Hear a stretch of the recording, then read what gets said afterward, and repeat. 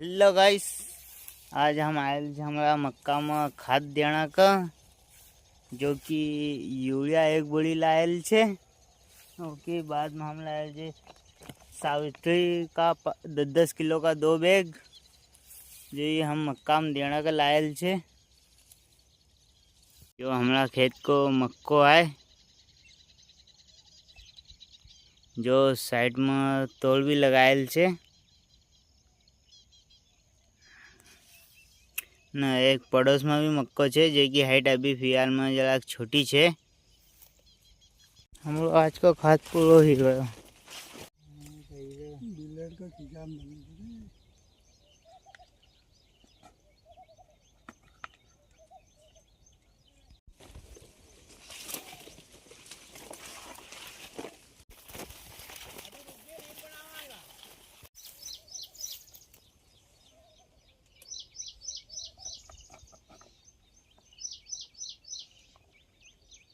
अब हम जाएगा पैदल घर गोया मसी।